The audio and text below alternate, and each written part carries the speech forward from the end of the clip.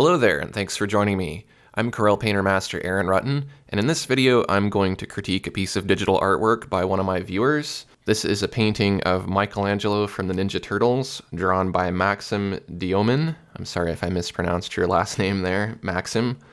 And Maxim is from Russia. This is one of his first digital paintings, and it's a really good digital painting. There's a few things I see that we could improve upon, and so let's go ahead and take a look at those. First of all, this piece looked weird to me because I think it looks really good and very realistic, but I couldn't tell if it was a toy or a painting that was supposed to look like a toy or a painting that wasn't supposed to look like a toy. I was kind of confused as to what the context was supposed to be here, but I knew it looked kind of like a toy, so I went ahead and looked on Google for some images, and I came across this image, which is probably the image that Maxim used for the painting, just to kind of get an idea for what he was going for. So I understand that it's supposed to be like a fan painting, but I'm not really sure if it's supposed to be a still life painting of a toy or if it's supposed to be like a creative interpretation of Michelangelo. So that's kind of my first issue with this piece, and I think that's an issue that can be addressed in a few different ways. One is just to kind of get an idea for what the purpose of this piece was, and if it was supposed to look like a toy, maybe there's something we can do to reinforce that idea and make it really obvious. The other is, if it's not supposed to be a toy and it's supposed to be a little more of an interpretation or a little more realistic, then we might want to kind of tweak the way this looks so it doesn't look so plastic and jointed like it does here. And I'll kind of be focusing more on the latter because I think that lends to giving some suggestions on how to make this look a little more organic. So we have a reference photo here, and when I'm painting from a reference photo, I like to try to change it as much as I can so it doesn't look too much like the reference photo. So we'll also kind of be doing a little bit of that. I see that Maxim did that here, like on the segments for the arms. He took away some of the joints and the little sockets, but there's still this joint here that kind of stands out, and there's a few other things that look kind of odd and mechanical that we could fix a little bit. So if we want it to look less like a toy, we need to make it look less plastic, especially here on the bandana. It looks way too shiny. This would actually be probably more like a piece of fabric, so it would need to be more matte. Same thing goes for these pads. I mean, it's up to you if you want the pads to be shiny, because they certainly could be shiny, but making some of this matte might kind of help this look a little less like it's entirely made out of plastic. Because turtles are shiny, and they have shiny areas, but this is maybe too shiny overall. Another thing regarding the shininess, there's a lot of these rim highlights, so along the edges it's really bright, and that would make sense if you were in a brighter environment like the turtle is here, where he's in the white background. But in this darker brown background, there aren't really enough background light sources to make these edges necessary. You know, it'd be a different thing if we had some lights kind of coming in here from the side and, you know, maybe Michelangelo is in a stadium or something. Then you'd want to have all these different rim highlights on all the different sides, because that would be the light reflecting from behind and from the side and all that. But since the background's kind of dark like this, they seem a little out of place, and it almost makes it look like it's a bad Photoshop job of cutting out the white background.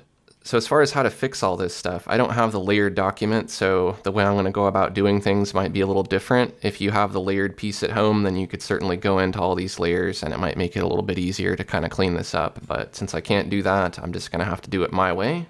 So let's start by making this look a little less plastic. I'm just going to go to this flattened layer of Michelangelo, and I'm going to zoom in. And I'm going to blend with the coarse oily blender. And I really want to try to get rid of some of these white highlights, because this mask probably shouldn't be so shiny if it's supposed to be fabric. So I'm just going to kind of blend this up a little bit. Try to remove some of that. We can have a little bit, but we just want to kind of tone it down. And this gives it a little bit of texture. So maybe what I'll do is I'll add a new layer here, and I'll use the airbrush to go ahead and just lightly paint over some of these white areas to turn them kind of a lighter yellow-orange. I think that helps quite a bit, just to tone this down, and then it doesn't look so shiny. It looks more like a piece of cloth. And these are just kind of my ideas. It doesn't mean that, you know, you necessarily have to change this piece. You don't have to listen to any of my advice when I'm giving a critique. This is just kind of, you know, to give you some ideas of what you could do. I also think that the rip looked a little too uniform, and when I blended, I kind of messed up that rip, and I think that helps a little bit to make it look a little bit more organic. I'm going to go ahead and name this layer Mask Fix so that we know what these layers are.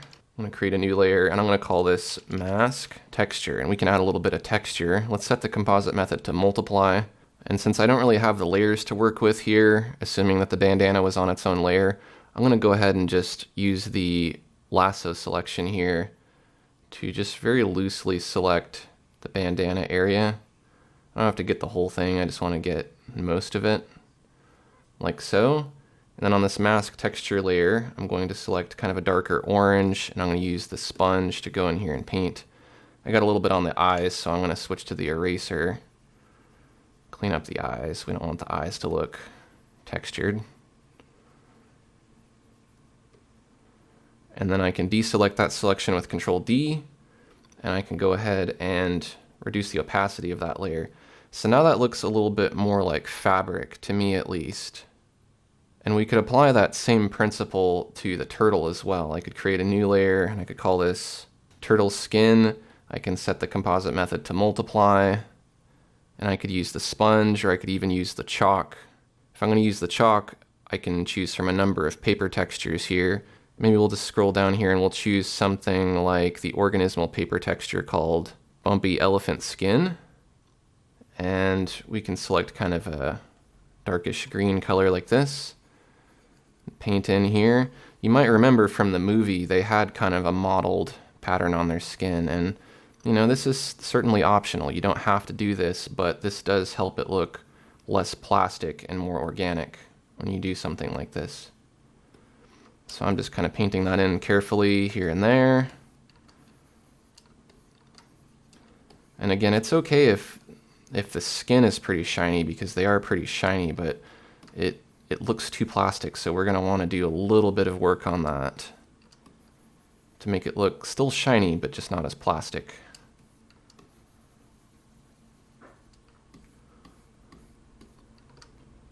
And if we change the rotation and the scale of this texture, we'll get some different results. Let's select kind of a brownish color. Let's put in some of that too, so that we don't have this completely uniform green on green thing going on here. We have a little bit of variability. And then anywhere where you don't like it, like on the lips here, if I don't want it to be on the lips, I can just erase it with my eraser, like so. You could turn down the opacity of that layer if it's too thick. You could use a mask to go ahead and mask away some of the texture if you wanted to. I think that looks pretty good. I'm going to go to the canvas layer and I'm going to blend a little bit using the coarse oily blender. And just like I did for the mask, I'm just going to blend this a little bit so that the transitions aren't completely uniform. This would be a lot easier to do if I had the layers. Tapping kind of helps too, but what I'm doing here is just kind of breaking up some of these edges so that they're not so smooth. Now this is kind of a way of fixing things when I'm demonstrating like this, because if I were painting this from scratch, I would have done all this stuff ahead of time. I wouldn't have to go back in and kind of repair it with little layers and things like that. So I guess this is really not so much showing you how to paint in these critiques. It's kind of showing you how to tweak things after you've already flattened all your layers down, because sometimes you have to do that. So to go back to the topic of trying to make your artwork not look exactly like your reference photo, this area of the chest looks weird, and it looks weird in the reference photo, and it looks weird here. I would probably tweak that a little bit with the distortion brush and just bulge it out, because I feel like that just looks a little more natural to me. And you could of course pull up this little highlight too if you want it to intersect.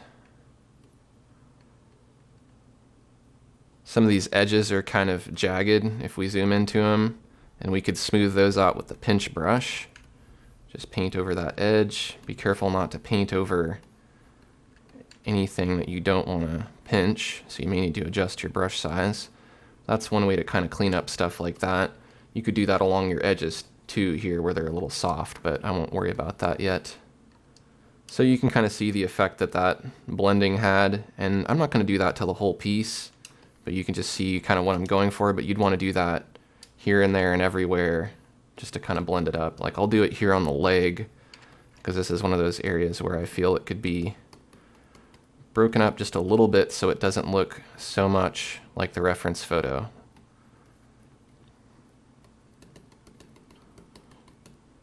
And you could also use the diffuse blur blender to soften some areas. They don't have to be super sharp.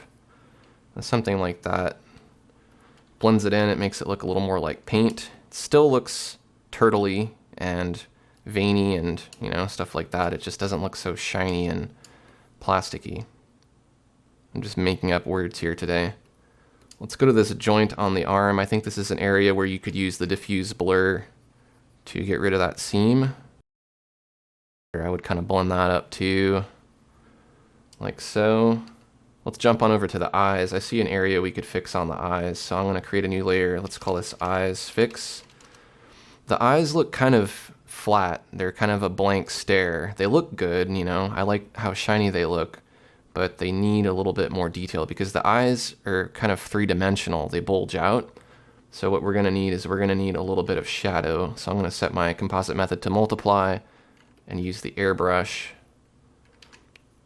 with kind of a dark brown color to put in some shadow on the eyes. And I'll come back to why I chose dark brown in a little bit.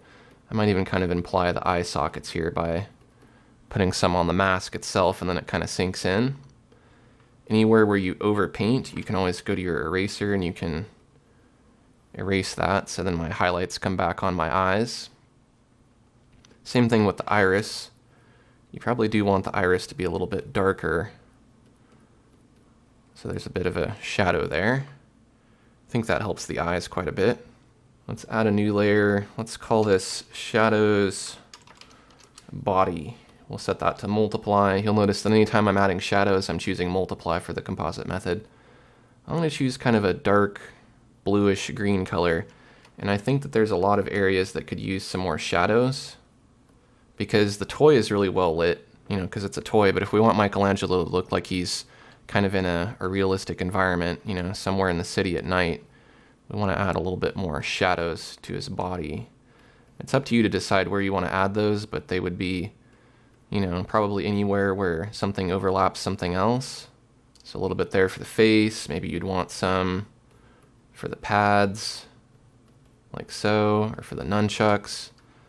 And I'm not going to do absolutely everything here because I'd be spending hours on this critique, but this is just giving you an idea of some things that you might want to add, because there's going to be areas that are going to be darker than others, like especially here.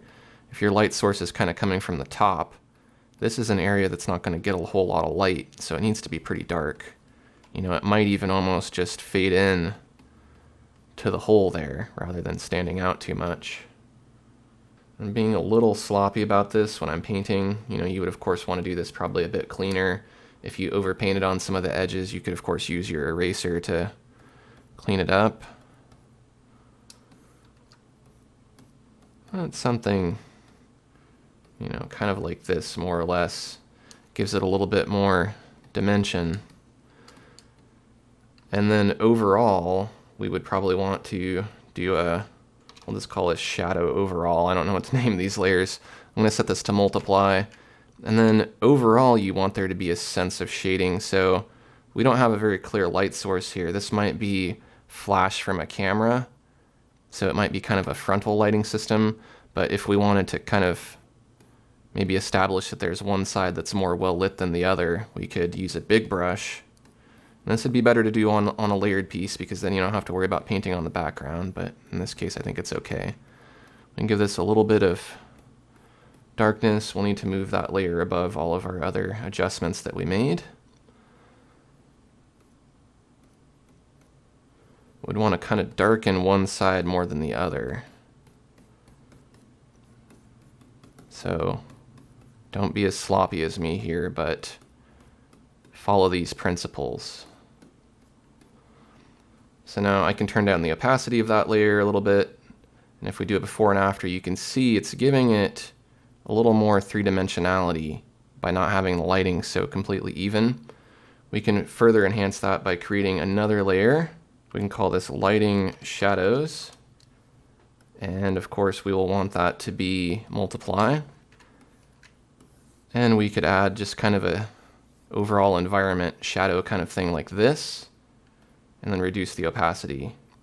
So then again, you have something that's kind of blending into the background a little bit more rather than standing out way too much on its own.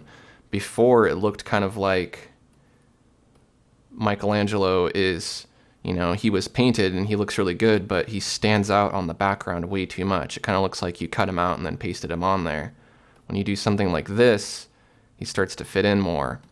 And if you overpaint those shadows, you can of course use your eraser to erase some areas.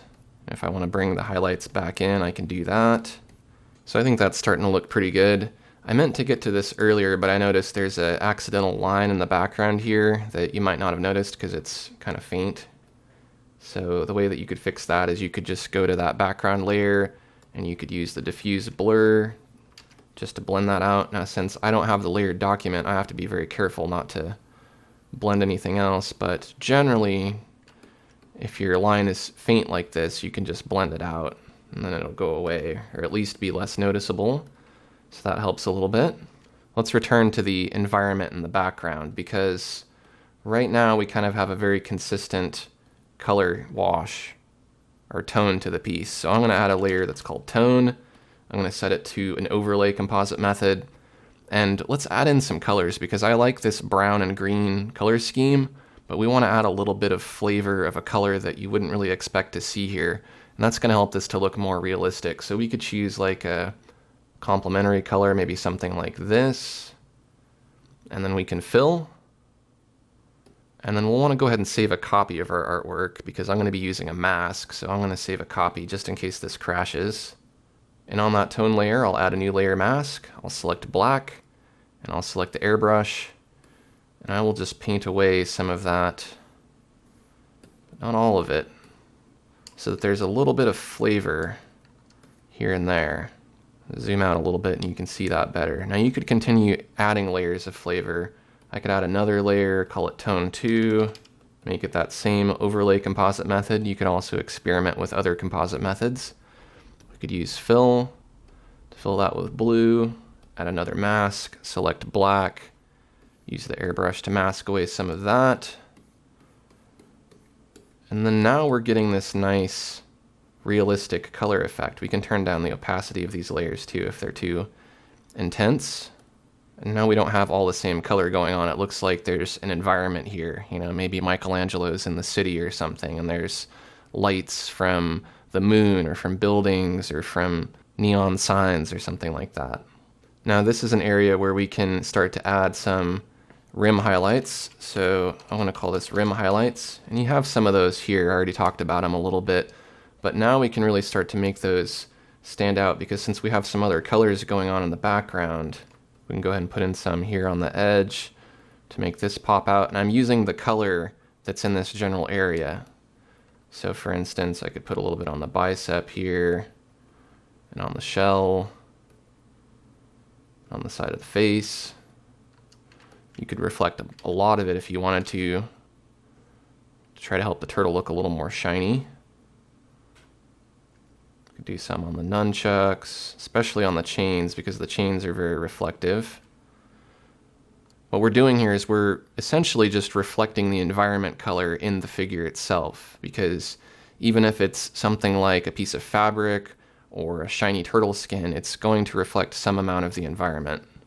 And you would mainly be wanting to add these rim highlights kind of on the shadow side. You don't need to do it on the primary light source side so much. Maybe I'll add a little bit down here. You could also select the glow brush, and we could add a layer for glow.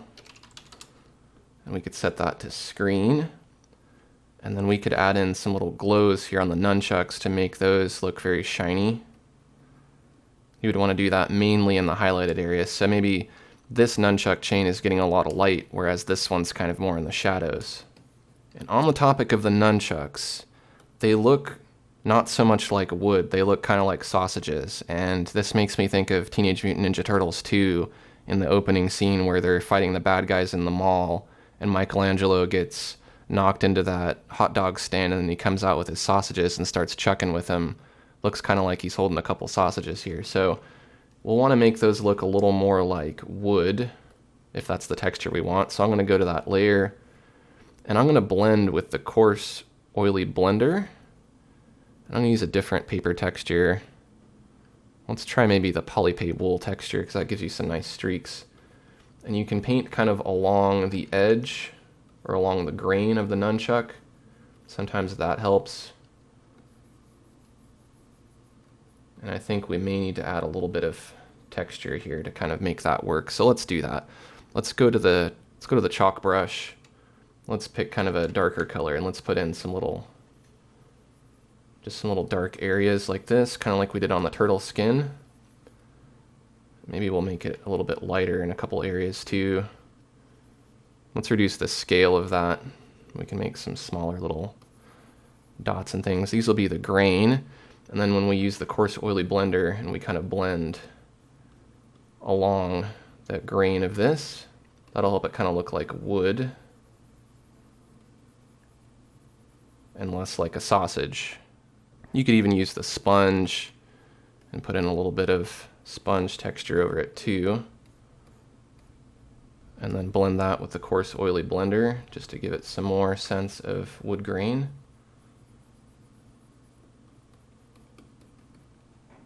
And then we want these to look a little more three-dimensional, and they can be kind of shiny because they might be kind of polished wood. So we can select that color, make it a bit lighter, and we'll put a nice highlight here on the light side of these. Like so. Even make it a bit lighter. I'm reluctant to really go to like white on a lot of this stuff, unless it's really bright. And if you wanted to, you could use something like the detail oils to go in and put some little chips and cracks in it, little scratches and things, like so. That might kind of help it look more like it's been used to beat up some people. The end of this nunchuck, I think maybe we want to go ahead and make it a bit brighter, because it might be facing towards the light. I think that helps quite a bit. You know, it may not look like that in the reference photo, but you can certainly make those creative changes if you want to. So I'm going to go through here and there and maybe just make a couple more areas pop out. Like here on the shell, there'd be a little bit of a rim on the top edge that we could put in. That's really what it's about. I mean, it's nice to be able to copy a photo very accurately, but you might as well just take a photograph if you're going to do that. You know, the point of drawing is really to try to make something your own rather than just copy a photo. So adding these little details from imagination is kind of a way to do that. Because now if you compare these two, you can see very clearly, you know, the before, which looks just like the toy, and you can, you know, you're kind of confused. Is this a toy or is it a realistic turtle? I mean, what is it? You go to this version here and you're starting to see that, yeah, it could kind of be a toy, but it's kind of in this world now. It looks like it's part of a world and it has some life and some more context to it. You know, you can imagine Michelangelo being somewhere in a city or something, whereas this Michelangelo is just kind of floating in brown world. So I know this was kind of a long critique, but it's a really detailed piece, and I think it's a very good digital painting for one of your first digital paintings, and I think if you follow some of these steps, you can make this look really, really awesome. So I hope that helped you, Maxim, and I hope it helped anybody else who's watching this video. If it did, take a quick second to like this video and share it with your friends. And if you're new to my channel, you can click that subscribe button to get updates when I release new videos. And if you'd like me to critique one of your pieces of artwork in a video, you can send your submissions to aaronrutten@gmail.com. Thanks for watching, and I'll see you next time.